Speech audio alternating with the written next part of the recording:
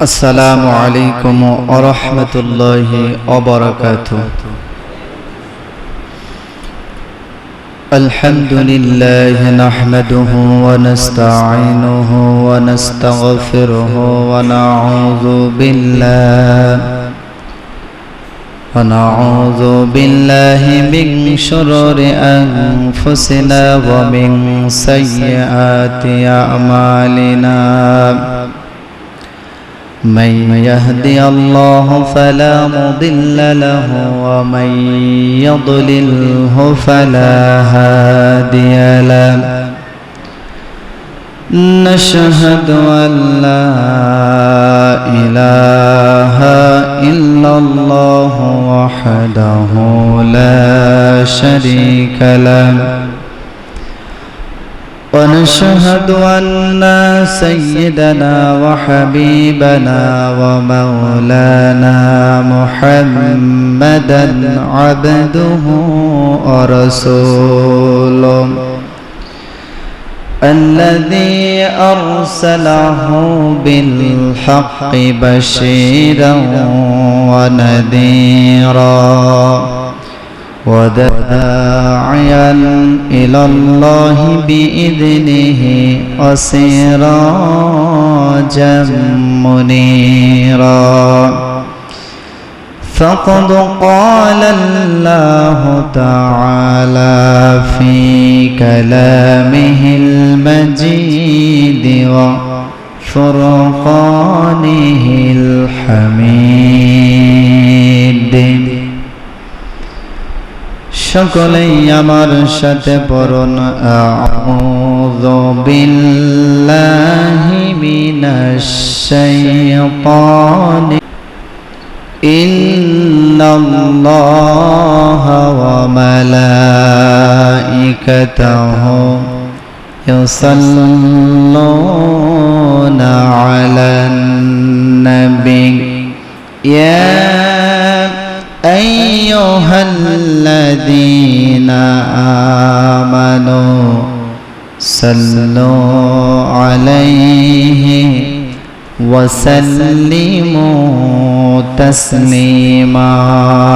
اللهم صل على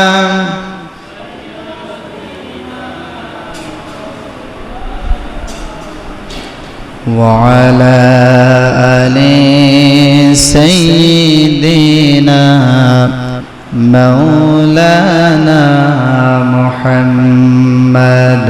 بلغ العلا بكماله كشف الدجى بجماله حسنت جميع خصاله صلوا عليه وآله. সম্মানিত উপস্থিতি, আল্লাহ পাকের দরবারে লাখো কোটি শুকর আদায় করি যে মহান তাবারক তাআলা আল্লাহ রাব্বুল আলামিন আমাদেরকে হায়াতে তাইয়্যিবা দান করেছেন, যে আল্লাহ রাব্বুল আলামিন আমাদেরকে তার একান্ত উত্তম ঘর মসজিদে এসে ইবাদত করার সুযোগ করে দিলেন। ওই মহান রব্বুল আলামিনের দরবারে লাখো কোটি শুকর আদায় করি বলে আলহামদুলিল্লাহ। অতঃপর বিশ্ব মানবতার কল্যাণ মুক্তির দূত সাইয়্যিদুল মুরসালিন খাতামুন নবীন দুজাহানের সরদার যে নবী করিম সাল্লাল্লাহু আলাইহি ওয়াসাল্লাম আমাদেরকে এত সুন্দর একটা জান্নাতের পথ দেখিয়ে জান্নাতে যাওয়ার জন্য আল্লাহ রাব্বুল আলামিনের নবী আমাদের মাঝে দুটি কিতাব,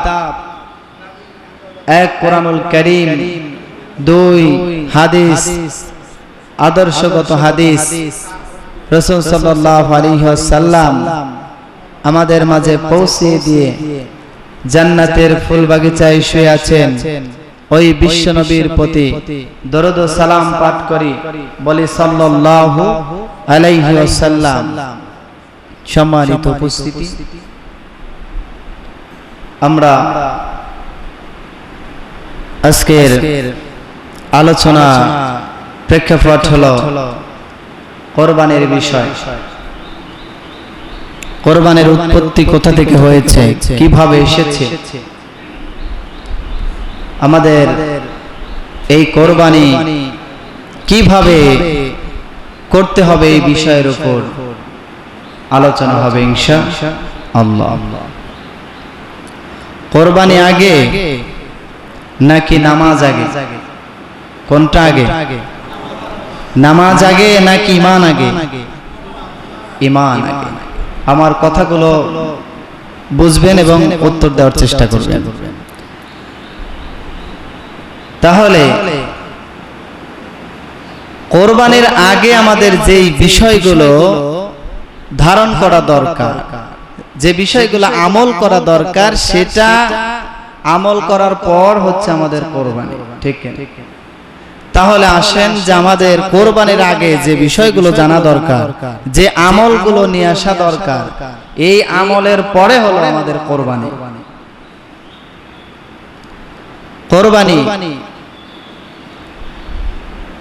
সবার উপরেই ওয়াজিব নয়, অর্থাৎ নিসাব পরিমাণ যাদের অর্থ আছে তাদেরই কেবল কোরবানি ওয়াজিব।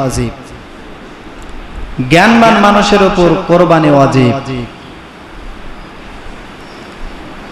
মুসলমানের উপর কোরবানি ওয়াজিব।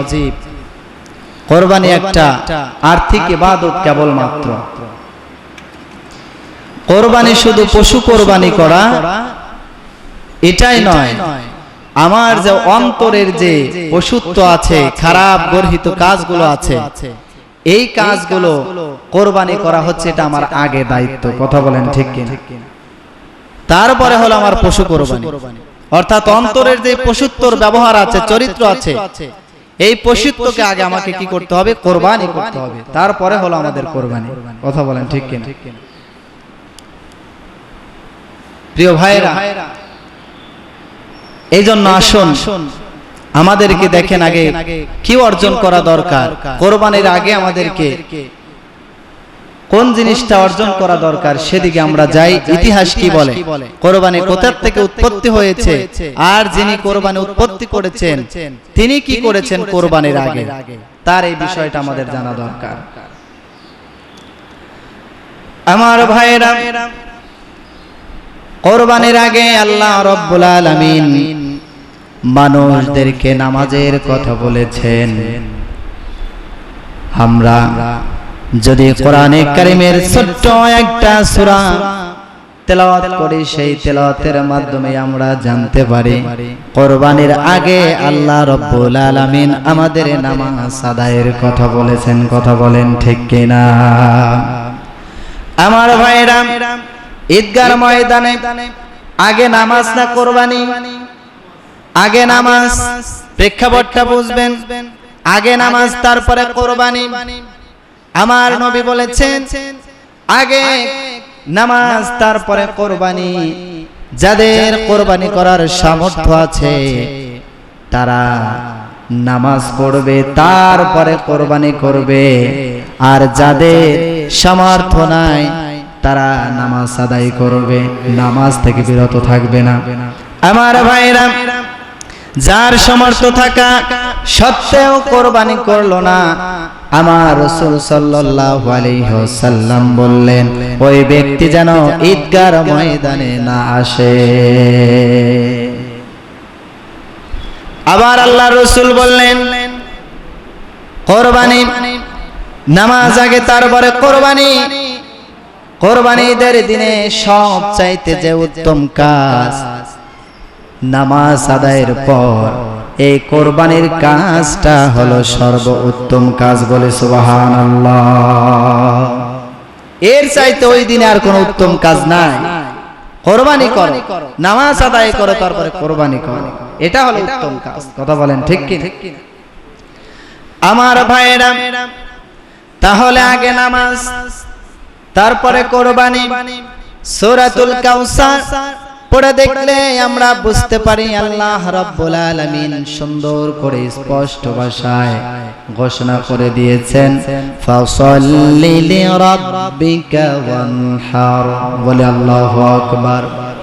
আল্লাহ রাব্বুল আলামিন বললেন, নবী হে, আগে আমাকে সন্তুষ্টির জন্য একমাত্র আমাকে উদ্দেশ্য করে আমার সন্তুষ্টির জন্য তুমি নামাজ আদায় করো, তারপরে তুমি কোরবানি করো। বলে সুবহানাল্লাহ। কোরবানিটা করতে হবে কার জন্য? আল্লাহর জন্য। আল্লাহ পাক রব্বুল আলামিনের জন্যই। আল্লাহ পাক রব্বুল আলামিনের সন্তুষ্টি কামনার জন্যই আপনার নামাজ, আপনার কোরবানি। কথা বলেন ঠিক কিনা? এই জন্য আল্লাহ রব্বুল আলামিন আগে নামাজ দিয়েছেন, তারপরে কোরবানির বিষয় বললেন।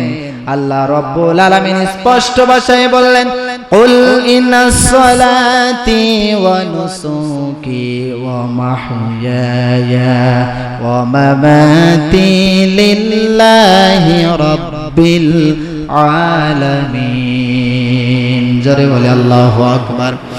আল্লাহ রব্বুল আলামিন বললেন, নিশ্চয় আমার নামাজ। আগে কিন্তু কোরবানির কথা বলেন নাই। কোরআনের আয়াত দুইটা রেফারেন্স দিচ্ছি। আল্লাহ রাব্বুল আলামিন প্রথম নাম্বার বললেন, নিশ্চয় আমার নামাজ, আমার কোরবানি, আমার জীবন, আমার মরণ। তার মানে রাসূলকে বলল, হে রাসূল আপনি বলুন, আমার নামাজ, আমার কোরবানি, আমার জীবন, আমার মরণ সব কিছু একমাত্র লিল্লাহি রাব্বিল আলামিন, আল্লাহ আলামিনের জন্য, আল্লাহ তাআলার জন্য। তার মানে যতগুলো কাজ করবেন সব কাজগুলো হতে হবে কার জন্য? আল্লাহর জন্য। আল্লাহ রাব্বুল আলামিন এই আয়াতে কারিমায় ঘোষণা এটাই করলেন, তুমি নামাজ পড়বা সেটাও আল্লাহর জন্য, তুমি কোরবানি করবা সেটাও আল্লাহর জন্য, তোমার জীবন তোমার মরণও একমাত্র আল্লাহর জন্য। আমার ভাইয়েরা, তাহলে দেখেন নামাজের আগের শর্ত হলো ঈমান।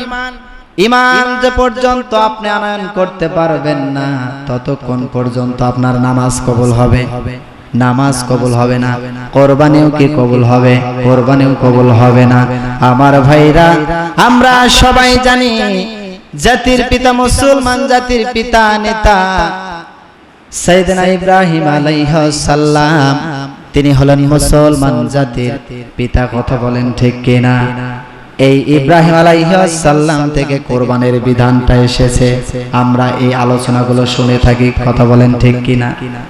আদম আলাইহিস সালাম থেকে এসেছে, তখন থেকে শুরু হয়েছে। সূরা সাফফাতের মধ্যে ইব্রাহিম আলাইহিস সালামের এই ঘটনাগুলো উল্লেখ করা হয়েছে, পিতা পুত্রের কাহিনী, কোরবানির বিষয়টা। আমার ভাইরা, এই কোরবানির আগে দেখেন ইব্রাহিম আলাইহিস সালাম কিন্তু প্রথমে কোরবানি করেন নাই, প্রথমে ঈমান আনয়ন করেছেন। তারপরে ঈমানের উপর আল্লাহ পরীক্ষা নিয়েছেন, আসলে সে পাক্কা ঈমানদার নাকি। এটা পরীক্ষা করার জন্য বিভিন্ন তাকে পরীক্ষা দিয়েছেন যে আসলে সে কেমন ঈমানদার। তাহলে আমি আপনি যদি সেই ইব্রাহিম আলাইহিস সালামের বংশধর হয়ে থাকি, সন্তানাদি হয়ে থাকি, আমার আপনার উপর ঈমানের পরীক্ষা আছে কি নাই?